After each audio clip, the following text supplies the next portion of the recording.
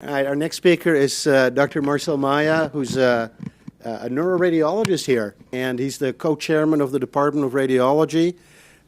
He's a really, really good friend. We talk about CSF leaks probably a dozen times every day. Luckily, he comes in really early, but then, of course, he leaves kind of early, too. All right, thank you, Marcel. Thank you very much. Thanks for inviting me. And it's great to be part of this meeting that gets better every year. And I certainly learn a lot. And I want to thank Bill Dillon for the wonderful presentation. I know I'm the person between lunch and so I'm going to try to make it short. And I also realized there are 3 talks for imaging by Bill Dillon gave one, and I'm talking now, and then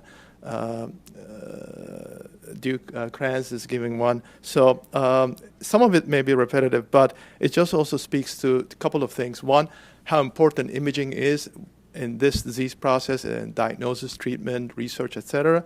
But 2, there have been kind of different approaches at different places. But I think slowly but surely we're coming together in terms of how we work these cases up. Let's move on. Let's see here. Let's see. There you go. I think this was mentioned earlier. Again, it's a closed compartment. It's a fixed amount of volume. As the CSF is depleted, the only thing that can expand is the blood. And a lot of the imaging findings and symptoms and presentations are related to this concept. So it's important to keep in mind. I'm having trouble advancing this. All right, let's see. The mouse works better, but it doesn't work great. That's what I'm going to do. Okay, so we all know that it's a CSF volume that gets depleted and causes decreased pressure.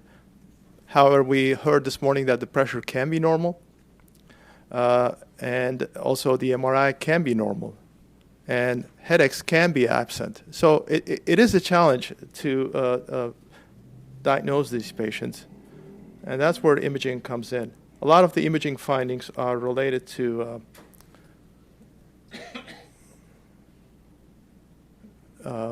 this concept. You've seen this many times already this morning. There is dural enhancement in a pachymeningeal manner. There's brain sagging, displacement of the brain, distortion of the brain, the cerebellar tonsils being down. The pons has this flattening and enlargement that is quite characteristic. The posterior fossa is crowded. The optic chiasm and the floor of the third ventricle is displaced. Some of these findings are unique to CSF leak and intracranial hypotension, so that it's one of those easy diagnoses that unfortunately still, even today in 2020, every now and then you see a patient that has been worked up and a diagnosis has not been made, but it's all there to make. You've seen this one, and this is a nice schematic to keep in mind the findings: bilateral subdurals, acute, chronic, mixed. The enhancement of the dura, as you can with a felt, as was described earlier. Quite important to distinguish from meningeal fine enhancement, and also from other diseases, cancer, lymphoma, etc. But as Bill Dillon mentioned, it's important to consider that before jumping to other causes. Just like in Chiari, you really have to think about CSF leak first and foremost. In radiology, we teach residents 99 different causes of meningeal enhancement, and they're not all the same. This is an important one not to miss. This is a sagittal view, which is the key view. If you had only one image to look at an MRI of the brain for CSF leak, I would take the midline sagittal cut, and 95% of the time I would be able to guess whether the patient has the leak or not, doesn't have the leak. Shows everything you need to see: the veins, the brainstem distortion, the tonsils, the pituitary, the optic chiasm. Here's the pontine flattening that I was talking about, depicted by the arrows. This is a nice case because it shows all of these findings Up above, you have before treatment, and the bottom row is after treatment. Everything gets normalized except for some residual subdural on the right side. In imaging, we have so many things to choose from, and that's, other speakers have alluded to that. Thankfully, we don't have to do radionuclide cisternography anymore. Are there any patients that we've done with? Yes, but I can count maybe on one hand. And it's a paucity of activity over the convexities and parathecal activity that gives it away.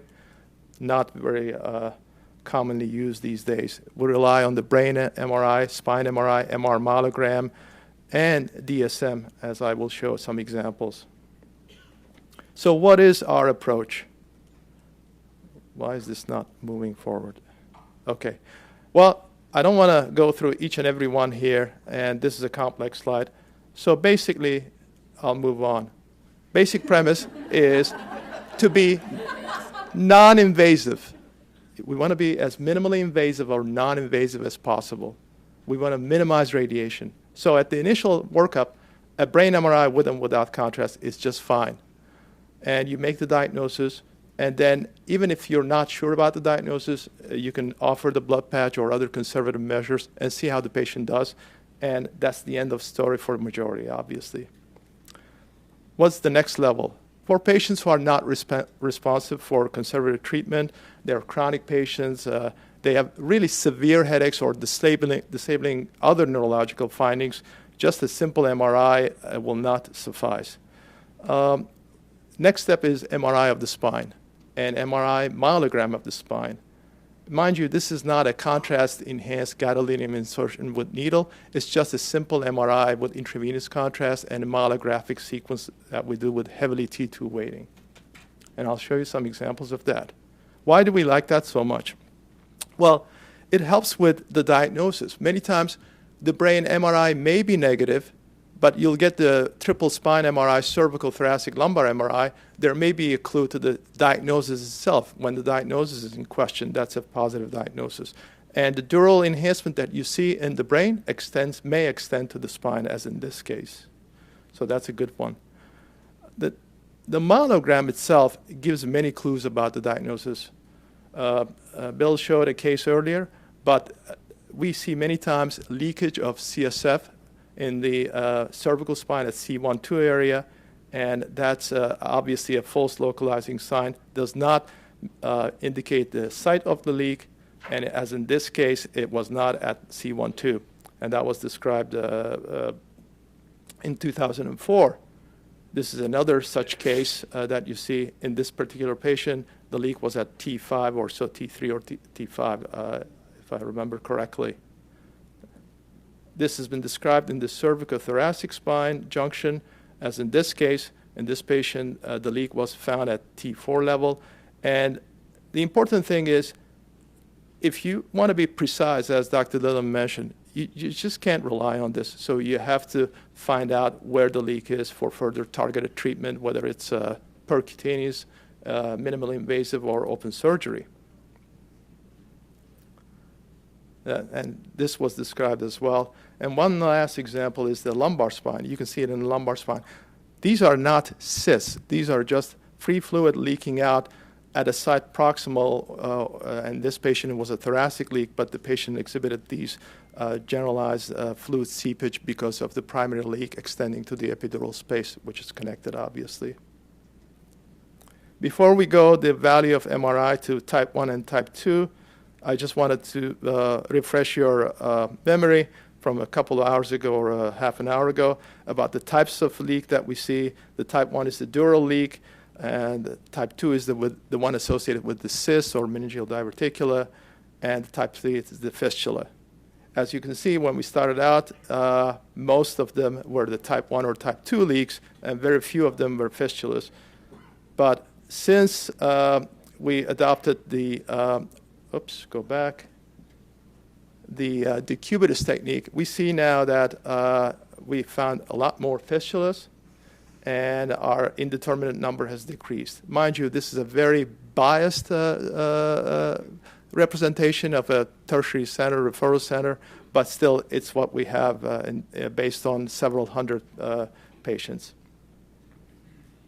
So with that in mind, how does the MR Myelo help? Well, it's very good at detecting extrathecal collection. You don't have to do a CT myelogram or put a needle in. With an MRI, you can see that dura, that extrathecal collection. You have to be aware of the traps of CSF flow artifact, but I think by now with sagittal, axial, and coronal imaging, most people are able to figure that out. MR myelogram can also help with the extrathecal collection. Here you see on AP and lateral projections the lateral tear extending to posteriorly in the low thoracic region. Same thing with type 2 this time. We see a bunch of cysts. Obviously, this is difficult to target with so many cysts, but it gives you an idea where you're concentrating in further imaging at the next level. This is an example of different types of cysts that you can see. The very first panel is a normal sac without any cysts, and the others are variations of different CSF leak patients with simple or complex cysts. Unfortunately, this MRI of the spine is not good enough for CSF venous fistula, which is an increasing number of fistulas that we see. So here's a patient who had the MR myelogram, and obviously there is a fistula at this level, which the mid-thoracic spine. But when you look at the MR myelogram or MRI itself, we're not able to find that fistula. Any indication of why that is, and it remains to be studied. And while it's good at detecting the presence of an extrathecal collection and a dural tear-related leak, it's not good at depicting exactly where that leak is. So that's when we have to do the myelogram with digital subtraction, as you can see in this case. So when we started out doing these digital, we started with the ventral leaks, the large volume leaks. But as time went on, we found that it is really very good, all types of leaks, type 2 leaks, type 3 leaks, especially with the advent of the DECUBITUS. So we're using on everybody that has a true diagnosis of CSF leak made. But mind you, it's not the first step, it's after the first MR brain and MR spine step. So a couple of words about that. How do we do it? It's done under general anesthesia. The patients are fully paralyzed. It's a 90-second, 90 to 120-second breath hold, 2 frames per second. We do use a biplane angio equipment, and we puncture in the lower lumbar spine, L2-3, generally speaking, with a small needle. How we position, how we tilt the patient is based on the anatomy, the presence of the leak, where the leak is. Preoperative imaging is important, ventral, lateral, or suspicion of fistula. We have used IV glucagon to get rid of the bowel gas movement that can obscure the area of interest. And we finish that with spot myelography. Obviously, we follow these with CT myelogram. They're generally delayed at least to an hour because the patients do have to recover. So it's not rapid CT. Several questions came up, and I just want to answer them here in terms of how much do you cover? Well, we cover as much as we can, depending on the patient size. We generally attack the thoracic spine unless there's other information preoperatively on the imaging indicating that it's a lower lumbar, sacrum, or cervical spine. Do we repeat these? Yes, we do. We repeat them as many times as necessary.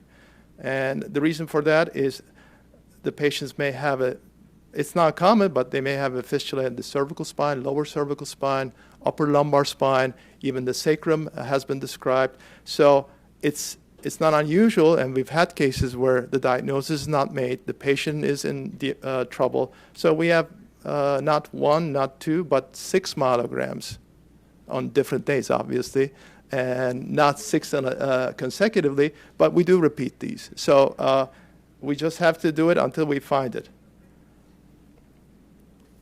And the other question that comes up is, how do you assess the radiation risk? As far as the total radiation to the body here, it's not very different than a CT myelogram. It's about 25 millisievert. So that's the amount of radiation that is given. So it's within diagnostic realm. Obviously, the more you have, the more you increase your cumulative radiation, but that's another consideration. So go back to the several examples of different types. This is an example of type 1 leak that was done in the, you see the ventral collections here, right here, ventrally. And the middle column is the myelographic T2 weighted imaging showing the false localizing sign at C12. And a CT myelogram after the DSM showed that confirmed the false localizing at C12. And this here is going to be, let's see if we can run it. There you go. That clearly shows the point of leakage in a prone DSM.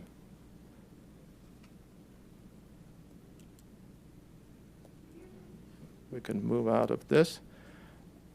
This is an example here of a type 2 leak. And here,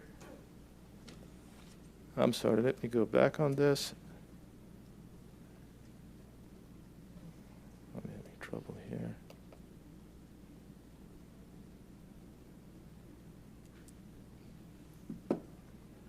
There you go. You have several large cysts, which will be shown on the myelogram as well.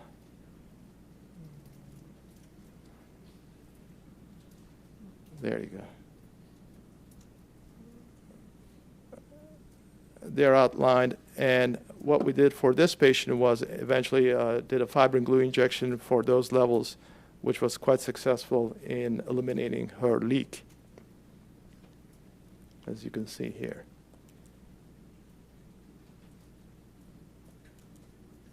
Another similar case, this patient had several sacral cysts, and notice the myelogram, MR myelogram, which actually shows, in addition to the sacral cyst, this fuzzy false localizing seepage of CSF. However, we targeted the sacral cyst, and she also had a successful response to that. Let me move on to a patient that has a type 3 leak. This was a patient that was sent to us from New England, and he came in with frontotemporal dementia, and several studies were done elsewhere at different hospitals, and we had done as well a myelogram, meaning DSM myelogram, and I think this was one of several DSMs that eventually showed this very subtle fistula at upper thoracic spine on the left side. If you look over here, I don't know if it's going to project. There you go. I think you want to look right here. So these are, you know, everybody shows nice pictures, and I'll show some nice pictures of fistula. Sometimes it's really very subtle. It's very fleeting, but it's there if you look at it. So that's our challenge. Here, a more obvious example of a fistula. On MR myelogram, you have some cysts, but you're not sure where the... I'm really having trouble with this mouse. Let's see here. There you go. Okay. And this one is a clear fistula that's going to come up right about here.